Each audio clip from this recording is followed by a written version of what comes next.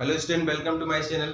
देखिए, आज का हमारा जो टॉपिक है स्टेबल अनस्टेबल। स्टेबल अनस्टेबल हमारा जो है बेसिक सेकेंड ईयर का टॉपिक है, मैकेनिक्स का टॉपिक है। इस टॉपिक में आज हम बात करेंगे स्टेबल अनस्टेबल के नेक्स्ट थ्योरम। ठीक है, इसके पहले एक थ्योरम हमारा और हो गया है, चैनल पे प्रोवाइड है, प्लेलिस्ट में जाकर के आप उसको सीन कर सकते हैं। यहाँ पर जो ये थ्योरम्स है, ये भी थ्योरम्स आपके बेसिक सेकेंड ईयर के एग्जाम के लिए बहुत ही इंपॉर्टेंट है। थ्योरम प्रूव, थ्योरम भी आता है, प्रूव आता है, और इसके कंडीशन के द्वारा, इस जो कंडीशन जो प्रूव करते हैं, इसके द्वारा हमें क्या करना है, इसके द्वारा हमें इसके प्रॉब्लम्स भी सॉल्व करने के लिए भी आता है। ठीक है, तो सबसे पहले हम बात करेंगे इस स्टेटमेंट का कि जो इस थ्योरम का स्टेटमेंट क्या क्या रहा, इसके द्वारा इसको प्रूव करेंगे। ठीक है, तो बेसिक सेकंड ईयर के स्टूडेंट जो है इसको थ्योरम को नोट कर लेंगे स्टेप बाय स्टेप, और जैसे इसका प्रूविंग है उस प्रूविंग को भी नोट करते जाएंगे, समझते जाएंगे। उसके बाद फिर उसको लिखने का और उसको रिवाइज करने की प्रैक्टिस जरूर करेंगे। मैकेनिक्स बहुत आसान है, लेकिन ये है बहुत सीरियसली और एकदम एग्जैक्ट मेहनत करने के बाद ही अच्छा लगता है, नहीं तो मैकेनिक्स है ही। ठीक है, तो सबसे पहले हम देखिए, टाइम को वेस्ट ना करते हुए हम इसके स्टेटमेंट को समझ लेते हैं कह क्या रहा है, उसके बाद प्रूव करते हैं। तो आइए ध्यान देते हैं। स्टेबल एंड अनस्टेबल चैप्टर का नाम है थ्योरम्स। कह रहा है a body rest in equilibrium. कोई बॉडी है, रेस्ट में है in equilibrium upon another body, मतलब एक बॉडी है उसके ऊपर दूसरा बॉडी है, वो भी साम्यावस्था में इक्विलिब्रियम स्टेट में है। Body which is a fixed and the portion of two bodies in contact have radii of curvature ρ1 and ρ2। दो बॉडी है, एक नीचे वाला बॉडी है, एक उसको ऊपर रखा गया बॉडी है, वो ρ1 और ρ2 दोनों का रेडियस ऑफ कर्वेचर है। ठीक है, ρ1 and ρ2 respectively the centre of gravity, CG मतलब होता है centre of gravity of the first body is at a height h। ठीक है, फर्स्ट बॉडी का जो है इसका हाइट स्मॉल h है, above the point of the contact and the common normal makes an angle alpha with the vertical to show that the equilibrium is stable or unstable according to h or less or greater or equal ρ1 and ρ2 cos alpha upon ρ1 plus ρ2। हमें यही prove करना है unstable और unstable condition में कि h जो है point of contact, अपर जो बॉडी है किसी सरफेस पे जो रखा गया है अपर बॉडी, उसका पॉइंट ऑफ कॉन्टेक्ट से हाइट जो क्या है h है, जिसका जो कंडीशन है लेस आर इक्वल हो सकता है ρ1 ρ2 cos अल्फा अपॉन ρ1 प्लस ρ2। ठीक है, जहां अल्फा क्या है, अल्फा देखिए यहीं पे हमने बताया है alpha which is make the alpha angle. ये अल्फा एंगल जो वर्टिकल से जो है वर्टिकल से जो है अल्फा एंगल बना रहा है। कहाँ बना रहा है, फिगर में आते समझते हैं, इसके बाद इसको फिगर को बनाते हैं, वहां पे फिर आपको समझाते हैं। तो ध्यान से देखिएगा, नोट कर लीजिएगा स्टेटमेंट, उसके बाद फिर आगे ध्यान दे। तो देखिए, ये हमने टू बॉडी को देखिए, एक बॉडी हमारा एक नीचे की ओर है, इसके ऊपर जो है ये बॉडी इसका यहाँ से रोल कर रहा है, फिर इसके बाद ये यहाँ से आकर के इधर से रोल कर रहा है। ठीक है, तो सबसे पहले जो हमने लिखा है उसको पढ़ लेते हैं, उसके बाद फिर फिगर को आपको समझाते हैं कैसे हमने क्या किया। देखिए, हमने मान लिया late O and O1 be the center of curvature of the lower and upper bodies respectively। देखिए, ये लोअर कर्व है, लोअर है, और ऊपर ये है O1 जो है अपर कर्व, अपर बॉडीज के सेंटर है, लोअर बॉडी के सेंटर O है और अपर बॉडीज के centre O respectively in the position of the rest, और ये रेस्ट में है। Let O2 G2 C2 be a new position of O1 G1 C1। अभी देखिए यहाँ पे O1 G1 C1 ये था, इसके बाद ये न्यू पोजीशन ले रहा है O2 G2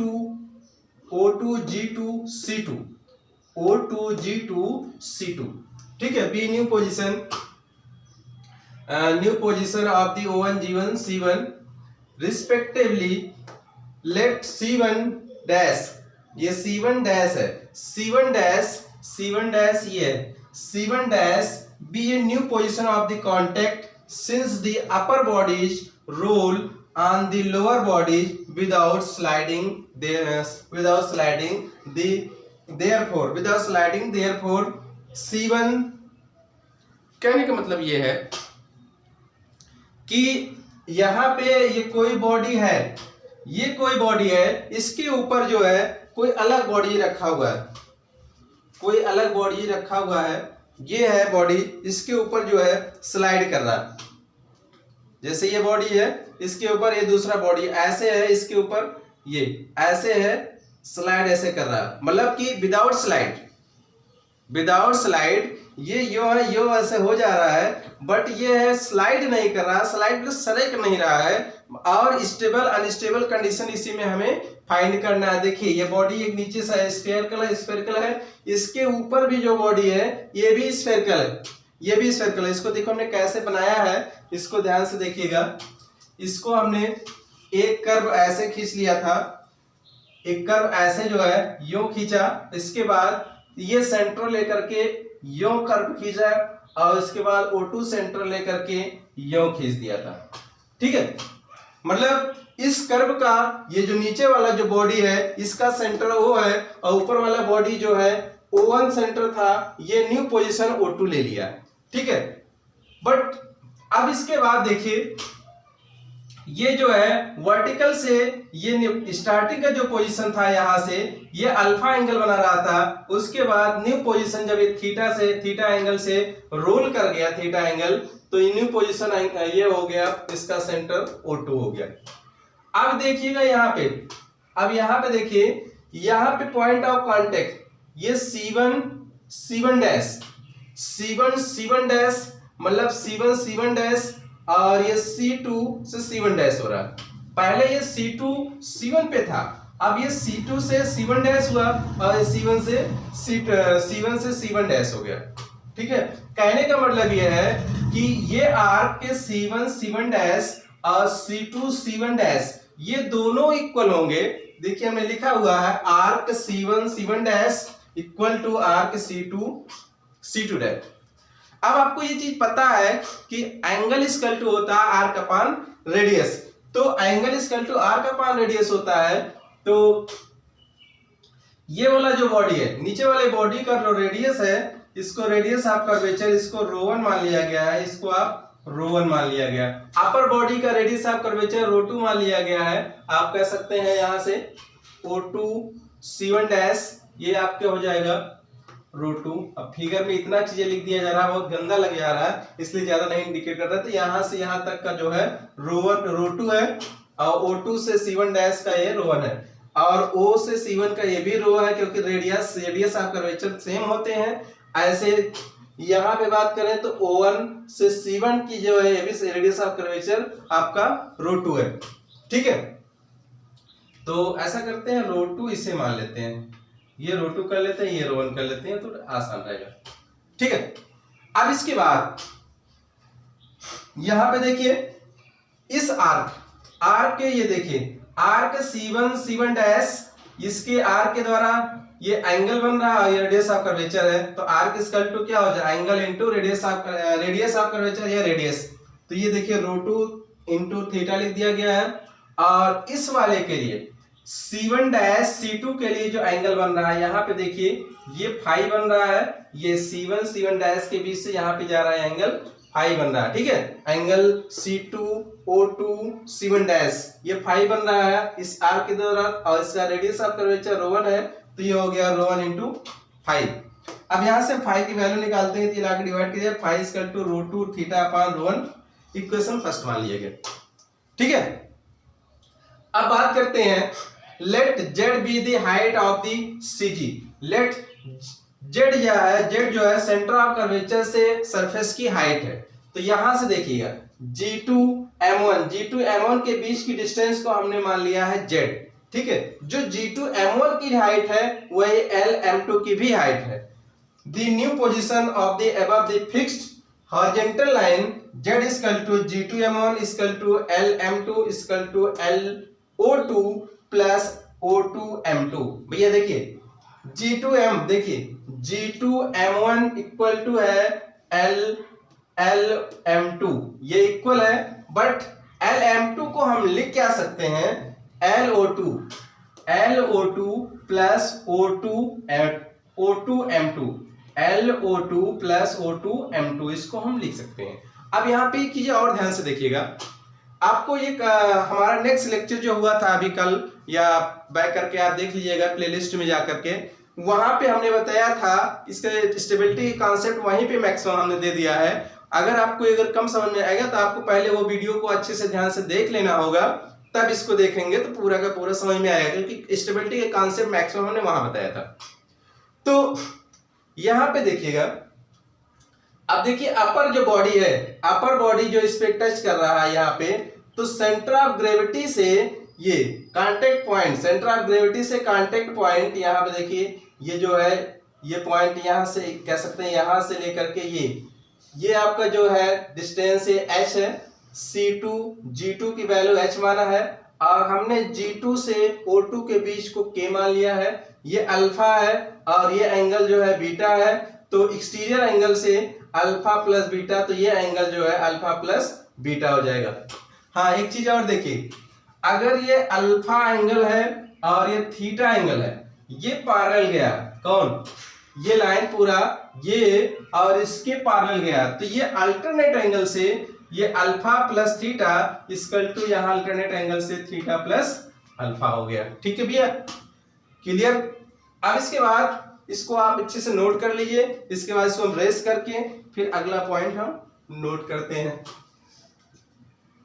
देखिए मैकेनिक्स जो है बहुत आसान है, लेकिन आसान तब है जब इसको seriously point two point note करेंगे, और पॉइंट टू पॉइंट नोट करके तुरंत प्रैक्टिस करेंगे, स्वयं लगाने की कोशिश करेंगे, तभी आप इसको कर पाएंगे, नहीं तो मैकेनिक्स की तरह ही टफ होता है। ठीक है, तो आगे देखते हैं। तो इसके बाद यहाँ पे देखिएगा कि Z इक्वल टू O2, अब देखिए G2 इसकी तीनों की वैल्यू आपका H है, LO2 को फिगर में आके देखते हैं, LO2 ये आपका बन रहा है, ये LO2 O2M2। अभी ध्यान दीजिएगा, LO2 जो बन रहा है इसको हम लिख सकते हैं O2G2 cos, ध्यान से देखिएगा, O2G2 cos G2O2L, cos G2O2L, कहने का मतलब ये एंगल। ठीक है, ये एंगल आपको बन रहा है G2O2L। अब ये एंगल आपको जो बन रहा है ये है, इसको हम लिख क्या सकते हैं, इस वाले एंगल को ध्यान से देखिएगा, इस वाले एंगल को हम लिख क्या सकते हैं, ये देखिए ये इतना बीटा है, ये इतना फाई है, और ये नीचे वाला थीटा प्लस अल्फा है, तो टोटल ऐड कर देंगे तो क्या हो जाएगा, ये पूरा हो जाएगा alpha plus beta theta plus phi. ठीक है, ये तीनों ऐड होकर के पाई माइनस होगा, क्योंकि ये लीनियर एंगल है। इसको यहां से देखिएगा, ऐसे अगर मान लीजिए खींच दिया गया, ऐसे है, तो ये एंगल क्या होता है, लीनियर एंगल होता है, ये एंगल और ये एंगल का सम 180 होता है, तो इसकी वैल्यू क्या है, इसकी वैल्यू अगर ये हो गया alpha plus beta plus theta plus pi, और इसकी वैल्यू नहीं पता है तो इसको हम क्या लिख देंगे, pi minus alpha plus beta plus theta plus pi, ऐसा कुछ लिख देंगे। ठीक है, तो वही चीजें यहाँ पे देखिए हमने लिखा है, वो ध्यान से देखिएगा। अभी हमने लिखा है O2G2 cos G2O2L, cos बनेगा G2O2L। भैया देखिए ट्रायंगल O2L G2, ये राइट ट्रायंगल है, जिसमें ये एंगल हम ले रहे हैं, ये एंगल के लिए ये आपका बेस हो गया, ये आपका हाइपोटेन्यूस हो गया, ये परपेंडिकुलर हो जाएगा। ठीक है, तो cos G2O2 cos G2O2L, तो ये लिख दिया गया, प्लस O2M2 के लिए, O2M2 देखिए आपको यहां दिख रहा है O2M2, यहां पे है ना, आपको ये ट्रायंगल लेना पड़ेगा O2O O2M2। इस ट्रायंगल की बात करेंगे तो यहां से यहां तक का जो है ये ρ2 है और ये ρ1 है, दोनों ऐड हो जाएगा और ये एंगल आपका हो गया थीटा प्लस अल्फा। तो ये इसके लिए देखिए ये बेस हो जाएगा, ये हाइपोटेन्यूज होगा, ये परपेंडिकुलर हो जाएगा। इसमें भी आपको देखिए लिखा है O2 cos O2M2, ठीक है। अब इसके बाद यहां पे देखिए Z हमने यही लिखा है O2G2 की वैल्यू हमने K माना था, यहाँ K लिख दिया cos। अब इस एंगल की जो वैल्यू हमने अभी बताया था cos pi minus alpha plus beta plus theta plus five, ठीक है। अब इसके बाद इस वाले की बात करें O2, तो यहां से यहां तक ρ2 है और यहां से यहां तक ρ1 है, तो ρ1 plus ρ2 cos theta plus alpha हो गया, राइट।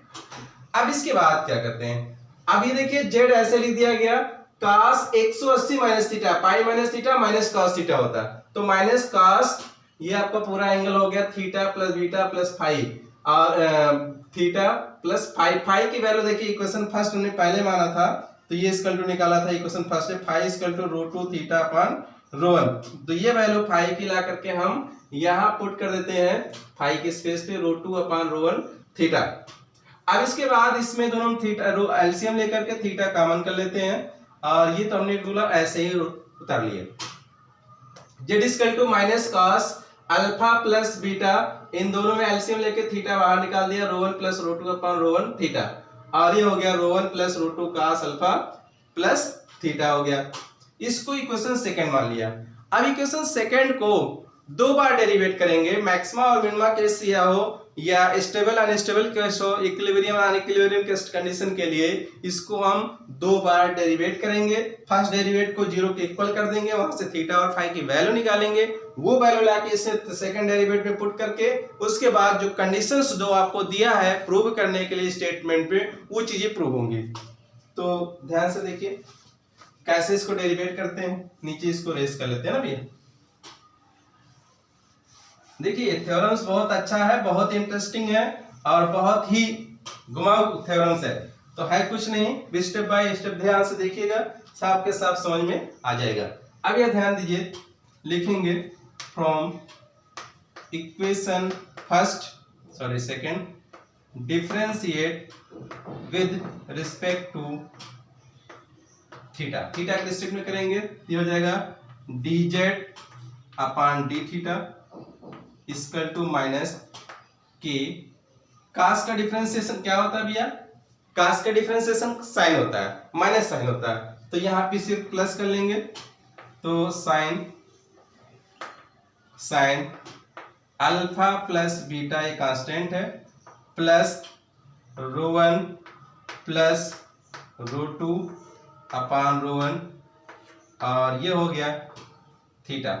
भैया जब डिफरेंशिएशन करते हैं जो थीटा का जो कोफिशिएंट होता है वो दोबारा फिर किया जाता है, तो ये तो नहीं करेंगे तो जीरो हो जाएगा, ये तो करेंगे ये अल्फा बीटा के जीरो हो जाएगा दोनों।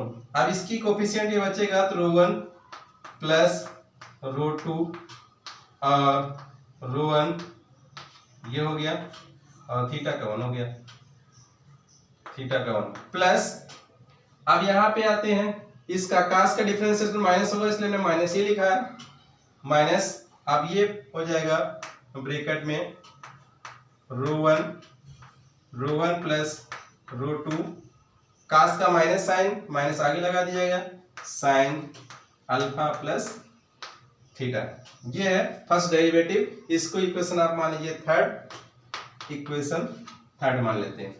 अब इसके बाद इसका अगेन डेरिवेटिव करते हैं, फिर स्टेबल और अनस्टेबल कंडीशन के लिए क्या करते हैं, इसको जीरो के इक्वल करेंगे, ऊपर ऐसे कर लेते हैं।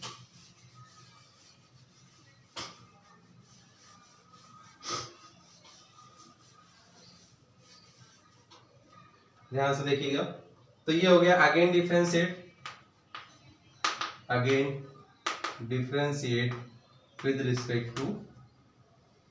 Respect to theta. थीटा के करते हैं, ये हो जाएगा d2 z अपॉन डी थीटा स्क्वायर, साइन का डिफरेंशिएशन हो जाएगा cos ये हो जाएगा alpha plus beta plus rho one plus rho two upon rho one theta. भैया इसका दोबारा फिर आएगा कोफिशिएंट, तो यही चीज फिर निकलेगा, तो हम डायरेक्ट इसको होल स्क्वायर कर लेते हैं। तो rho one plus rho two upon rho one का होल स्क्वायर, ठीक है, माइनस, और साइन का डिफरेंशिएशन होता है कास, तो ये ऐसे रहेगा rho one plus rho two कास, ये हो गया अल्फा प्लस थीटा। ठीक है भैया, यहां तक हो गया। अब इसके बाद फॉर स्टेबल और अनस्टेबल कंडीशन, और स्टेबल एंड अनस्टेबल कंडीशन के लिए dz by d theta equal to 0 करते हैं। इसको 0 के इक्वल कर देंगे भैया, तो यहां से हम थीटा और फाई की वैल्यू निकालेंगे। तो ये चीजें अब हम इसको देखिए 0 करते हैं, तो ये पूरा तो कई प्रोसेस होगा, इसलिए हम क्या है डायरेक्ट यहां से हम क्या कर लेते हैं, डायरेक्ट हम थीटा और फाई को 0 मान लेते हैं। ठीक है, तो डायरेक्ट लिखेंगे so theta equal to 0, phi equal to 0। अब थीटा और फाई ये सेकंड डेरिवेटिव में लाते हैं at again d2z upon d theta square at theta equal to phi equal to 0, मतलब थीटा और फाई दोनों की वैल्यू 0 इसमें पुट करते हैं, तो ये हो जाएगा के कॉस अल्फा प्लस बीटा। ध्यान दीजिए भैया, अगर थीटा के वैल्यू अगर हम 0 कर लेते हैं तो ये पूरा क्या हो जाएगा, 0 हो जाएगा। तो ये आपको 0 हो जाएगा, हम केवल इतना ही लिखते हैं, प्लस ऐसे एक बार लिख देते हैं, ये हो गया। और ये बगल में आपका जो ये रहेगा ब्रैकेट में, ये तो रहेगा ही रहेगा, rho one plus rho two upon rho one का होल स्क्वायर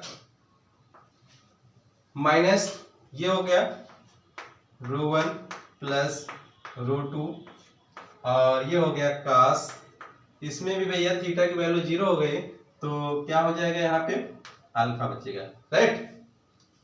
अब इसकी बात करते क्या है, इन दोनों में कुछ कॉमन हो रहा है, वो चीजें हम कॉमन कर लेंगे, जबरदस्ती कॉमन करते हैं, ऊपर रेस कर लेंगे ना,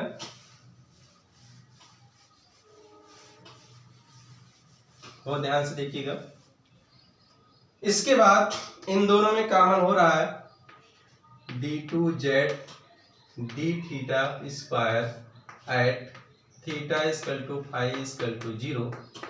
तो भैया इन दोनों में कॉमन जबरदस्ती क्या कर रहे हैं हम, rho one plus rho two upon rho one का स्क्वायर कॉमन करेंगे, तो बचेगा क्या बचेगा, अगर हम पूरा स्क्वायर कॉमन करते हैं पूरा का पूरा, तो यहाँ पे आपको ऐसा करते हैं, ऊपर स्क्वायर नहीं कॉमन करते हैं और नीचे स्क्वायर कॉमन करते हैं। ठीक है, यहाँ स्क्वायर लिखा है, यहाँ ऐसे लिख दिया, तो यहाँ पे आपका हो जाएगा के कॉस अल्फा प्लस बीटा, ये हो गया। एक बच गया यहाँ पे, इसको हम alpha into beta, sorry beta नहीं है, रो वन और रो टू है, rho one plus rho two, ये बचा। यहाँ पे आपको ये पूरा निकल गया, और ये अपान में रो वन स्क्वायर था, तो आपके यहाँ रो वन स्क्वायर हो जाएगा minus rho one square cos alpha, ये हो जाएगा। तो कुछ और इस तरह से लिखते हैं इसे हम, बहुत ध्यान से देखिएगा, एक लाइन में लिखते हैं, ये हो जाएगा d2z अपान डी थीटा का होल स्क्वायर, डी थीटा, और ये theta equal to 0 to phi equal to 0, ये हो गया rho one plus rho two upon rho one का स्क्वायर और ये k cos alpha plus beta, k cos alpha plus beta rho one plus rho two और minus rho one square cos alpha. ठीक है भैया, इसको इक्वेशन मान लेंगे, इसको इक्वेशन हम मान लेंगे, इक्वेशन कितना माना था सेकेंड, तो इसको हम थर्ड मान लेंगे। अब इसके बाद अब बात करेंगे के कास अल्फा प्लस बीटा। देखिए के कहाँ पे है, के कास अल्फा प्लस बीटा, के आपका यहाँ पे है, अल्फा प्लस बीटा ये है, अल्फा प्लस बीटा ये है, नीचे आपका एच है, नीचे आपका एच है। तो अब यहां से हम के कास अल्फा प्लस बीटा की वैल्यू फाइंड करेंगे। इसके लिए हम इसको रेस करते हैं, फिर आगे सॉल्व करते हैं, ध्यान दीजिएगा। इसके बाद यहां पे देखिएगा, यहां पे देखिए अभी हमने रो one rho two upon rho one ये ले आया था। इसके बाद हम बात करते हैं in triangle C1N1 C1NO2। Figure में देखिएगा C1NO2, ये आपको फिगर दिख रहा है। अब इसमें देखिए हमें निकालना है इसकी वैल्यू, के की वैल्यू निकालनी है। तो इसके लिए हम क्या करते हैं, C1G1 ये आपका H है, C1G1 इसका टू क्या हो जाएगा, NC1 माइनस NG1, ये लिख दिया गया। अब इसके बाद यहां पे देखिए NC1 फिगर में कहा है NC1, ये आपका राइट ट्रायंगल है, ये परपेंडिकुलर हो गया, ये परपेंडिकुलर है, ये आपको हाइपोटेन्यूज है, ये बेस हो जाएगा, ये अल्फा है यहाँ पे। तो कास अल्फा इक्वल टू हो जाएगा बेस अपान हाइपोटेन्यूज। तो इसका मतलब ये हो गया NC1 इक्वल टू हो जाएगा C1O1 कास अल्फा, ये लिखा गया O1 C1 कास अल्फा, इसके NC1 के स्थान पर लिख दिया गया। फिर NG1 आपका ये है। इसके लिए आपको क्या करेंगे, इसके लिए ये आपका हो जाएगा, देखिए यहाँ पे अल्फा था, यहाँ पे बीटा था, इन दोनों को ऐड करके इस क्या बोलते हैं, इसको हम बहिष्कोण परिमाण एक्सटीरियर एंगल, ट्रायंगल का एक्सटीरियर एंगल, जैसे कोई ट्रायंगल है तो ये एंगल का सम इस एंगल के बराबर होता है। एक्सटीरियर आप ट्रायंगल, जिसे हम हिंदी में कहते हैं बहिष्कोण परिमाण। तो एक्सटीरियर एंगल ट्रायंगल, ये एक्सटीरियर एंगल ट्रायंगल, ये एक्सटीरियर एंगल है, ये दोनों एंगल का जो सम है एक्सटीरियर एंगल के बराबर होता है। तो ये हो गया alpha plus beta equal to, ये हो गया एक्सटीरियर एंगल ट्रायंगल से अल्फा बीटा हो गया। तो हमें निकालना है NG1 की वैल्यू निकालनी है। तो क्या हो जाएगा, cos alpha plus beta equal to हो जाएगा बेस अपान हाइपोटेन्यूज। तो ये हो जाएगा G1O1 कास अल्फा प्लस बीटा, ये लिख दिया गया G1 कास O1 कास O1 G1 N। अभी हमने डायरेक्टली नहीं लिखा अल्फा प्लस बीटा, तो यहाँ लिख दिया O1 G1 N। अब इसके बाद ये आपका यश है O1 C1, ये पूरी वैल्यू आपका radius of curvature rho one है, ये देखिए यहाँ लिख दिया गया कास अल्फा, वही चीज है। O1 G1 इसकी वैल्यू k थी, यहाँ पे k लिख दिया गया, और ये आपका एंगल था O1 G1 N, इसकी वैल्यू हो गया अल्फा प्लस बीटा हो गया। ठीक है, तो H equal to rho one cos alpha minus k cos alpha plus beta. अब हमें क्या चाहिए था, हमें इसी की वैल्यू चाहिए था, इसीलिए हमने ये ट्रायंगल को चूज किया, क्योंकि हमें इसको रिलेट करना है। अब यहां से इसकी वैल्यू निकालने के लिए इसको हमने इधर ले आए, इसको इधर ले आए, तो ये आपका हो गया ये हो गया k cos alpha plus beta, और h को इधर ले आते हैं rho one cos alpha minus h। अब ये हो जाएगा, इसकी वैल्यू ला करके हम यहाँ पुट कर लेंगे, इसको इक्वेशन हम मान लेते हैं, यहाँ थर्ड था तो ये फोर्थ हो जाएगा, अगर आगे कुछ होगा तो आप सही कर लीजिएगा। ठीक है, हमने रेस कर लिया। तो अब यहाँ पे देखिए ये वैल्यू लाके यहाँ पुट करते हैं, d2z upon d theta square whole theta equal to five equal to 0, और ये हो जाएगा rho one plus rho two rho one का होल स्क्वायर, ये है। इसकी वैल्यू आपका क्या है, rho one cos alpha minus h, ये ऐसे ब्रैकेट में कर लीजिए, ये हो जाएगा rho one plus rho two minus rho one square cos alpha, ये हो गया। ठीक है भैया, क्या किया गया है आपको हमने साथ साथ दिखा दिया।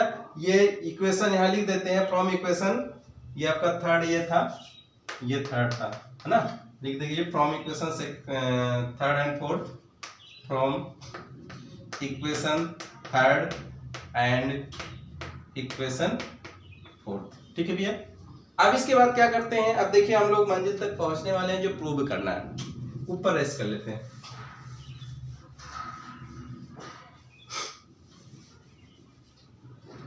अब ध्यान दीजिए, अब देखिए for stable and unstable condition के लिए, फॉर स्टेबल एंड अनस्टेबल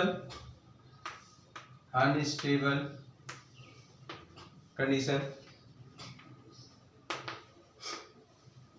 के लिए, स्टेबल और अनस्टेबल कंडीशन के लिए हो जाएगा, इसको हम D2, इसको थोड़ा सा सिंप्लीफाई कर लें, चलो अभी लास्ट में कर लेते हैं। D2 z upon d theta square theta equal to phi equal to 0 greater 0। कहने का मतलब ये है, ये वैल्यू जो है जीरो के, ये वैल्यू जो है जीरो के से बड़ा होगा स्टेबल के कंडीशन में, अनस्टेबल के कंडीशन में लेस हो जाएगा। पॉजिटिव कंडीशन में स्टेबल होता है, नेगेटिव कंडीशन में अनस्टेबल होता है। तो इसका मतलब ये है, इसको हम जीरो के जैसा इक्वल कर लेते हैं, तो ये हो जाएगा, तो rho one plus rho two upon rho one square, ये है रो वन, इसको मल्टीप्लाई भी कर लेना भैया, अभी ऐसे लिख देते हैं, rho one cos alpha minus h, और ये हो जाएगा rho one plus rho two rho two minus rho one square cos alpha, और ये हो जाएगा ग्रेटर 0। ठीक है भैया, नीचे हम प्रेस कर लेते हैं, हमारा काम होने वाला है। अब इसके बाद ध्यान दीजिएगा, ये पूरा का पूरा जो है इधर आके 0 के 0 हो जाएगा। आपको ये लिखना है, इसको मल्टीप्लाई करते हैं, रो वन को इसमें, रो वन को लाके इसे मल्टीप्लाई करेंगे तो rho one square cos alpha, rho one square कास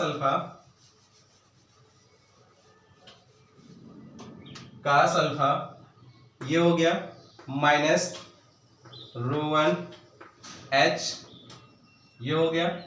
फिर इसको लाते हैं तो ये हो जाएगा plus rho one rho two cos alpha, ये हो जाएगा minus rho two H minus rho one square cos alpha greater 0। देखो भैया, ये और ये कैंसिल हो गया। ठीक है, अब इन दोनों में एच कॉमन दिख रहा है, एच कॉमन कर लेंगे। पहले लिखते हैं रो वन और rho two cos alpha minus h common करेंगे तो rho one plus rho two, ये हो गया, ग्रेटर 0 हो गया। ठीक है, एच की वैल्यू निकालना है, इसको उधर ले जाते हैं, फिर ला के डिवाइड कर लेते हैं। जो हमें प्रूव करना था वो हमारा प्रूव हो गया। तो इसको उधर ले आते हैं तो आपका हो जाएगा h rho one plus rho two, ये हो गया rho one rho two cos alpha, ये डिवाइड कर लेते हैं, h rho one rho two cos alpha upon rho one plus rho two h cos alpha rho one plus rho two. तो ये हमारा स्टेबल का कंडीशन था। अब ये हो गया H less rho one into rho two cos alpha upon rho one plus rho two. ठीक है भैया, ये है स्टेबल कंडीशन। स्टेबल और अनस्टेबल के लिए यही चीज अपोजिट हो जाएगा, ये हो जाएगा rho one rho two cos alpha upon rho one plus rho two. ये हो गया ये अनस्टेबल। ठीक है, ये स्टेबल के कंडीशन के अनस्टेबल के। अब रो वन रो टू क्या है, दोनों सरफेस मतलब जो कर्व होंगे उन कर्व के रेडियस ऑफ कर्वेचर है। अल्फा जो है वर्टिकल से एंगल अल्फा बना रहा है, हाइट जो है कांटेक्ट पॉइंट से अपर सरफेस की हाइट होती है या सेंटर ऑफ ग्रेविटी की हाइट होती है। ठीक है, ये लास्ट में ये तीनों पॉइंट का एक्सप्लेन कर दीजिएगा। इतना पूरा करेंगे, बेसिक सेकंड ईयर के एग्जाम में 10 मार्क्स का ये जरूर आता है। तो इसके बाद नेक्स्ट टॉपिक पे इसके प्रॉब्लम्स है स्टेबल अनस्टेबल के सॉल्व कराएंगे। आज के लिए इतना ही। Thank you very much.